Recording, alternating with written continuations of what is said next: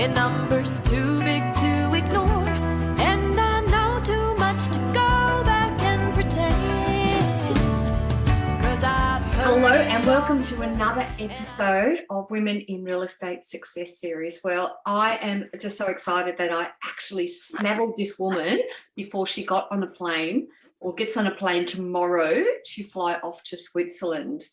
So thank you so much, Yvonne Furner. I've been looking forward to this. You're one of my most favourite people in the world, and I've had the pleasure of knowing you for well over a decade now. So thank you for taking time out of your packing schedule to jump on a quick Zoom with me before you fly off.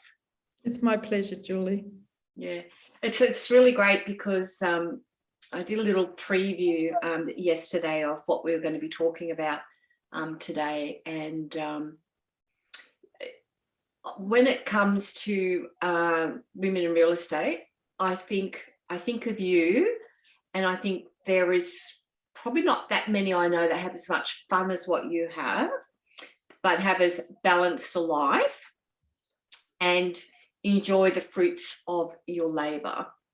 So, and that's, you're heading off tomorrow to Switzerland. So this is going to be played on Thursday. So you'll actually be over there with Courtney. Tell us a bit about your trip. What are you going to do? Oh, we just, because I haven't really seen her for 4 years, it's going to be an absolute delight to go back over there and just to see, you know, how her lifestyle's going, and also to assist her with some property, because she's in the property market in Switzerland now, which is completely different to Australian market. And she said she wanted some assistance with that. So it's a bit of pleasure and work. Mm-hmm. Now you have got you're married and have been married to Russell for a very long time. I have. And you have 2 incredible adult children. So Jordan and Courtney. And Courtney's been over in Switzerland for a number of years now, hasn't she? She's in the legal, she's a very clever girl, yes? Yeah, she's been there for 6 years and she's a lawyer for a law firm there. And yes, and she's 35. So I can't believe where 6 years have gone. And, you know, time is an interesting factor. And as you get older, it's a currency that we all deal in, really. It is. And some of us are, you know, blessed to be on the earth for a long time, and some a shorter time. I've heard just this week of a passing of a guy that's only in his 20s that's passed away. And then I had another friend who was a client pass away as well. So I think as you're older, sadly, you get to experience it. And so it is really important to live your life to the fullest. And I particularly remember, Yvonne, if like, you know, if you think about people who have got the most incredible heart, and you're definitely counted amongst those people. And I remember you were in Jerusalem, was it? And right. you rang me and said that you just said a prayer for Pete at the Wailing Wall, was it? You put a note or? Absolutely. Yes, I wrote a note for you and Pete, and there are little gaps in the Wailing Wall, and I put it in there. So I think it's still in there because I jammed it in tight. So nothing's going to move that note. So, you know, it's hopefully it's been read and heard. Yes, I know. I have no doubt that he's in a much better place now. So let's talk about your real estate career, because I started working with you like about, I don't know, 12, 14 years ago when I was fortunate enough to work with you. And I've seen your growth incredibly over those times. You started off at Acton Dalkeith and you were there for a number of years. And now you're at Ray White, Dalkeith and Claremont. And you've had quite a great career. The last 5.5 years or so have been, you know, you've been very dominant in the market. You've done things really well. I think probably what I love about you, one of the things, Yvonne, is that you do real estate because you love it and you love your clients. It's Absolutely. not dollar driven. Absolutely. And I think, Julie, we come cut from the same cloth, I think. You love your clients as I do. And I think that you have to really have a passion. And a lot of people come into this industry seeing real estate agent as a venue and an avenue to earning a lot of money. And when they focus on the dollars, it really becomes a technical process. But you really have to have a passion and you have to follow the process and love what you do, because it's a big commitment. And unless you have the support of your family, particularly my husband and my children when they were home, they're all grown up now, of course, I couldn't do or be here for the last 15 years. And longevity in real estate, I have found out recently, is not for all of us, you know. And so this, as I say, this industry is not for the faint-hearted. And you really have to, I think you have to have a bit of grit in you and a bit of resilience and determination and perseverance. And of course, all of that with support, you know. And I think that I've been really blessed with a husband who encouraged me to come into the industry and has supported me. And it's not easy, you know, working weekends. Oh, it's tough. There's no doubt about it. It's a tough industry. The rewards are great, but the failure rate is great as well. So you come from teaching high school in English. Yes. Yeah. I think that's a good segue, because you learn to balance your life and you learn to deal with people. They're just of a different age group and personalities as well, because you're dealing with people, not only their home and the person, it's all that lies beneath the water as well. You're dealing with their emotions, you're dealing with their frustrations and challenges, and being able to read that and understand it is a skill, as a teacher is as well, to understand your students and to, you know, try and get the best out of them for their studies. In the real estate industry, you try and give the best you can to the client, but really understanding them and what their needs are and their challenges as well. And I think being a mother and a wife and having lived in sort of 3 continents and quite a few homes, I understand what it takes to pack up, to move, to, you know, change schools for children, to buy and sell property. So I'm in a very good empathetic position rather than sympathetic to my clients. Yeah. So that really is a great benefit.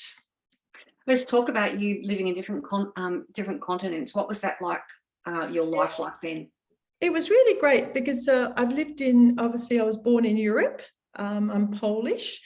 We came out to Australia, and then I was very fortunate with my husband to go and live in India for a year, and that was really amazing experience. I studied Indian history at uni, so that was really incredible, and learning a different culture and appreciating the you know, the idiosyncrasies of that culture is incredible. And then from a business sense, when we had our companies, we moved to Singapore. So I was very fortunate to live there as well and teach there at the Singaporean schools. And I also made very good friends with the relocation agent. And the relocation agent, she was incredible. So I was a little bit sort of lonely, because that's a good thing to be sometimes, to learn what loneliness is. So she adopted me, and I used to go to home opens with her in Singapore, and found it absolutely fabulous. And I thought, I can see myself doing this. This is fun. And I didn't do all the hard work, of course. I just went to the home opens and did the welcoming. So it was interesting.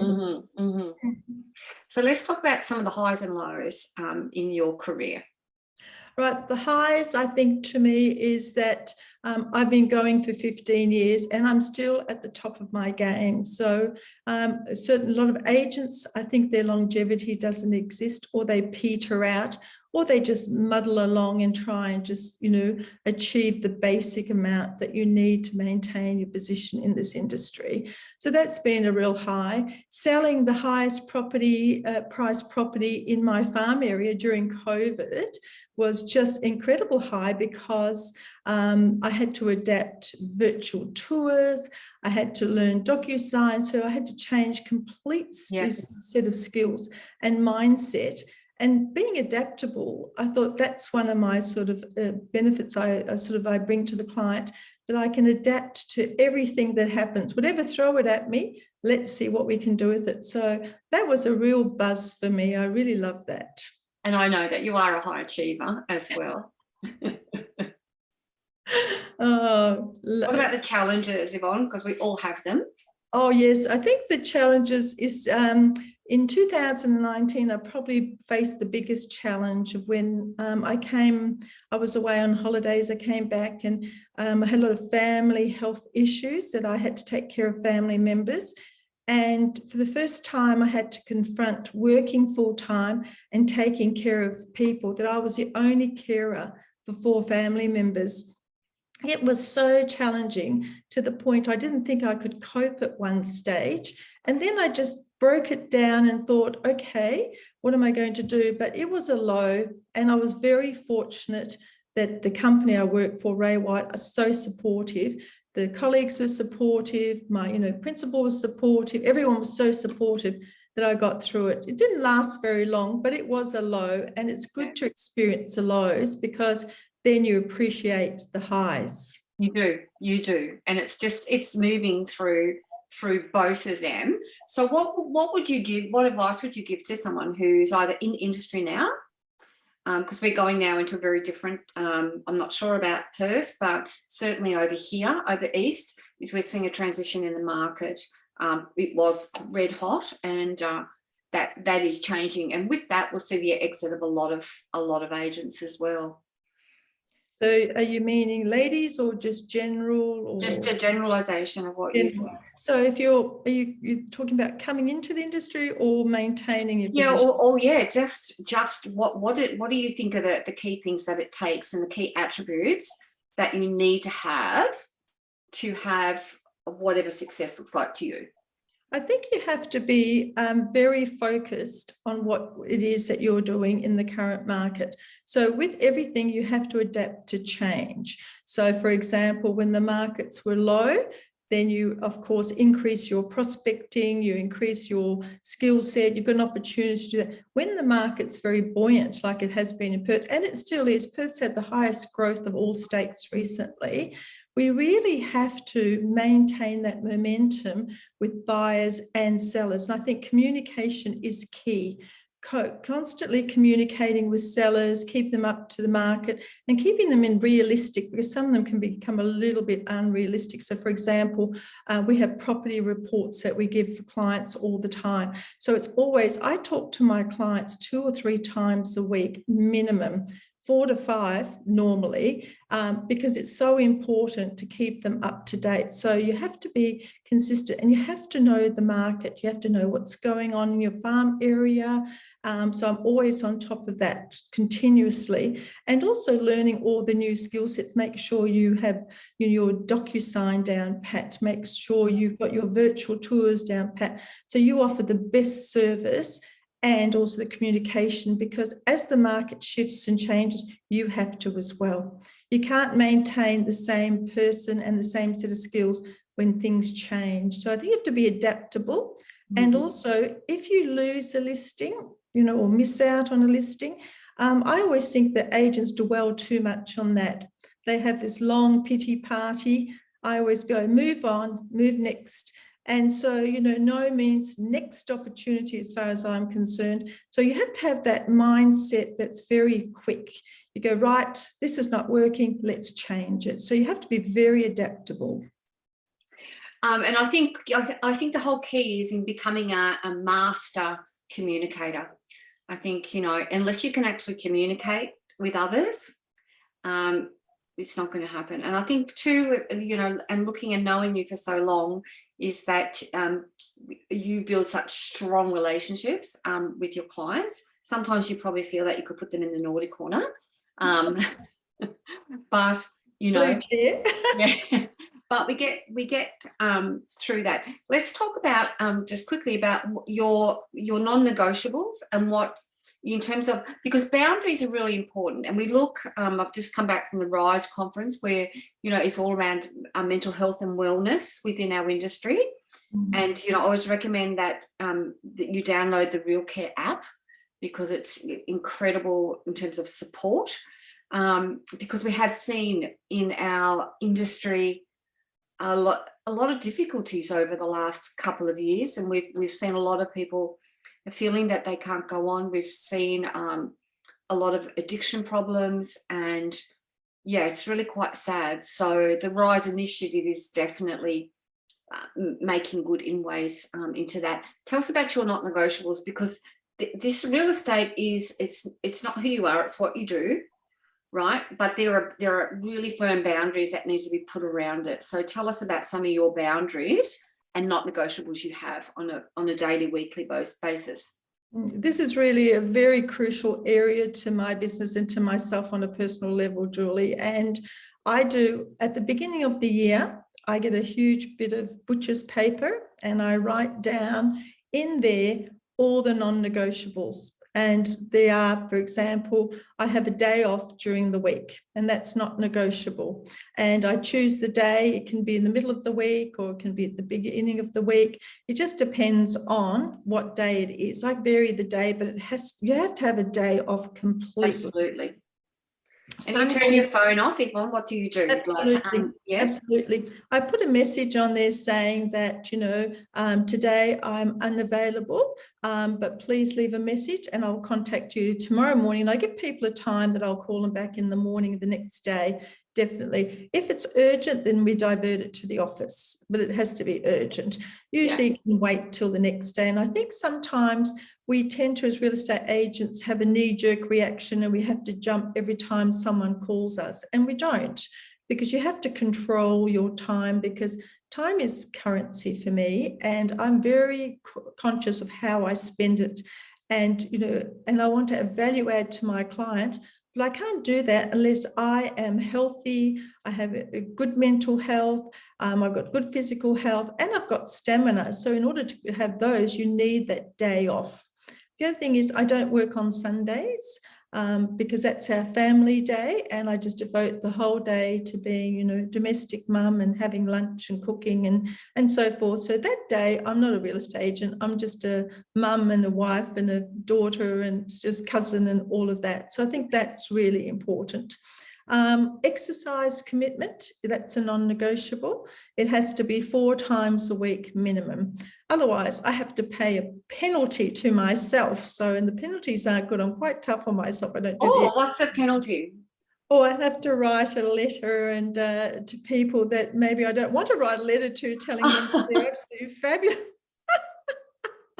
Not that there's too many people I don't want to do that for, but there's a little thing, or I have to go and do 10 push-ups or something, if I haven't done my 4 exercise. So it's just myself against myself. It's not anyone implementing that. Yeah. I don't have any client calls after 7 p.m.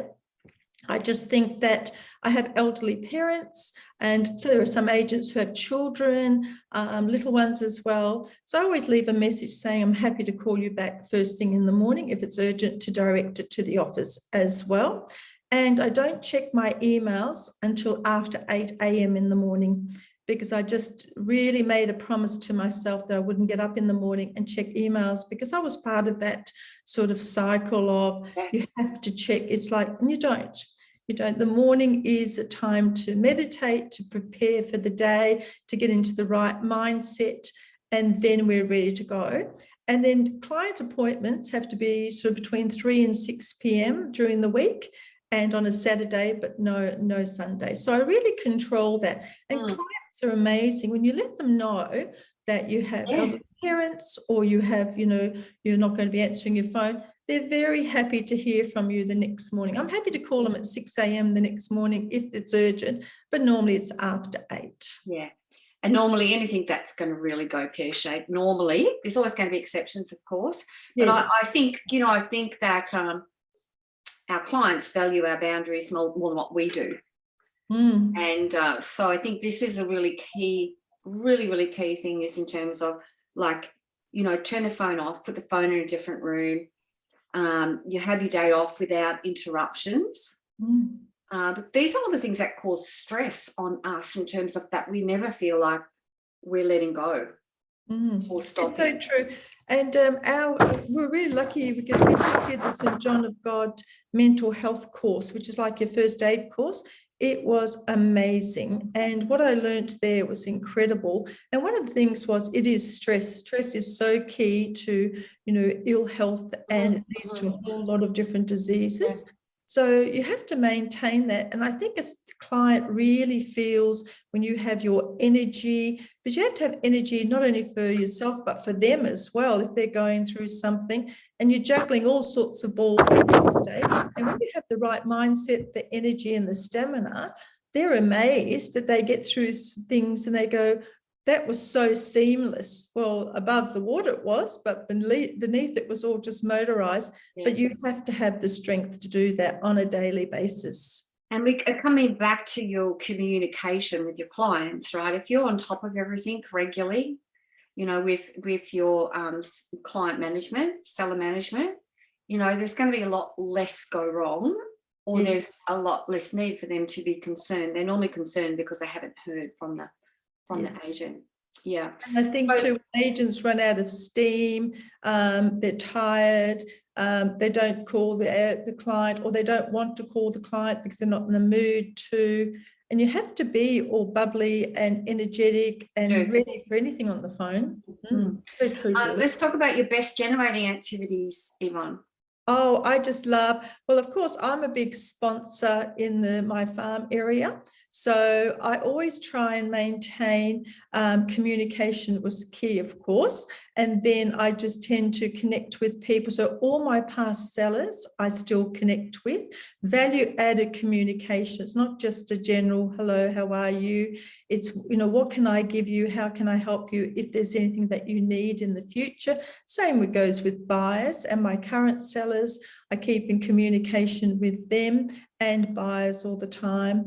I also I love a letter drop in my area. They like to hear from me about what's happening in the local area. So I keep in touch with them. And sometimes they learn about things in the property market they weren't even aware of. So I think just keeping at the top of the mindset of the community. And I love it because I go to the local shopping centre and I put all my documents on the table while I'm having my coffee, nicely displayed. So when they walk past, they see me sitting there having coffee every morning with my Ray White documents, and people come and talk to me. And talking to me is really... No, you don't mind a chat though, do you? No. And they don't feel threatened, you know, which I think is really nice. I think a lot of people think if I talk to an agent, they're going to want to sell my house or sell me something. I'm just there, my door is open, or grab a seat, have a coffee with me. How can I share my 15 years of experience with you? And there's, you know, like if I was a lawyer, I'd be putting the clock timer on, but, you know, the community benefits from our 15 years of experience. They can ask us anything and we're very happy. I'm very happy to share. And so as we come to a close, I've just got a couple of things I want to ask you. Let's talk about your holidays because you're very well travelled and you're always off jet setting somewhere. Tell us like how far in advance do you plan your holidays? I mean, it's been challenging the last few years. And what's your favourite destination? Oh, well, once again, back to that 12-month calendar, I factor in all those non-negotiables. I always factor in 2 holidays a year. I think a long one for about 3 weeks and then shorter ones over the weekends, because I think you need to have that break. And so, and my favorite destination, of course, is Europe. My daughter lives in Switzerland, so I love going to Switzerland hiking, but, you know, anywhere that's sort of a little bit different and to learn something, because I love to go. And of course, I can't help myself. I end up going to real estate agent offices and property places and have a chat with them as well, because their systems are so different and their markets are so different, their marketing. So it's always fun. So I mix it up a little bit, but definitely Europe's one of my favorite places. So apart from travel, how do you reward yourself? I tend to do, I love this. I think it was yourself, Julie, years ago, always said to me, make sure you have something to look forward to. And so I try and do it on a daily basis, whether it's a coffee, you know, at the cafe with a friend, or by myself, a weekly basis, catch up lunch with a friend, a monthly basis. Maybe we have, you know, go out for, you know, a really nice meal with, you know, somewhere really quite extravagant. And then every 3 months, maybe go away for the weekend. That's sort of always looking forward to something. So you wake up and you know at the end of the day, something there's to look forward. It's like the carrot in your life. I think that makes life just so much easier than sitting there thinking, I've got to get through all this work. And I do know that in the past that you're a little bit of a shoe collector as well. Yes. I do have a few shoes, I must admit. I think that everybody has to have a little passion for something. So I guess when you don't smoke and you don't drink, then you've got to have a passion for something. So I guess shoes is my fetish. I think we might be the same size too, Yvonne, so we'll just keep that in mind. Absolutely. I do believe you're a bit of a Jimmy Choo fan as well. I used to be. I've changed now. So I think I've gone to a couple of other brands now. I think they're too high for me to wear. They're beautiful shoes, but I do love them. I think girls in shoes are sort of a marriage made in heaven as far as I'm concerned. Yeah, it's a bit like me. I'm built for comfort, not for speed these days. So yes, exactly. Especially running around in home opens, you don't want to be falling over. Yeah, true. It's a bit embarrassing too. I fell up the stairs the other week in the shopping centre. Oh no. Had these people come into my aid. But anyway, I'd love to finish off today with one of your favourite quotes. Oh, I love Madeleine Albright. Sadly, she passed away recently. And she's just a Secretary of State in the US, and she was amazing. She used to wear these amazing brooches whenever she went to meetings. I've done that as well. Julie Bishop also does that. But one of the quotes that she said is, there is a place in hell for women who don't help women. And I really believe that. And I think we're amazing gender. We're so supportive of each other. You and I, Julie, as you always remind me, we're both supporter profiles. And I think that the other symbiotic to that quote is that if you want to go fast in life, you go by yourself. But if you want to go far, you go together. So I think women together in real estate, I mean, men too, but so much, but I tend to find women are just incredible in the industry. And so I live by that quote. And so I always try and support everybody I can in a giver's gain by reciprocity. And I think that way you tend to have great people surrounding you. And I think in this industry, you need people that uplift you and, help you and support you, because it can be draining and you need that support system. Well, it's been an absolute pleasure. Wishing you a wonderful holiday in Switzerland with Courtney. Tell me, how long are you away for this time? I'm away for 3 weeks and then I'll be back. And then we're catching up for lunch in August, which is great when you're going to be on the Gold Coast. I'll bring you some chocolate, Julie. I'll promise not to eat it. So thank you so much. I know you're in the middle of packing, and it's just been fabulous to catch up, and look forward to speaking with you very, very soon. It's my absolute pleasure to be part of your program. Thank you so much, Julie. You're very, very welcome. Thank you.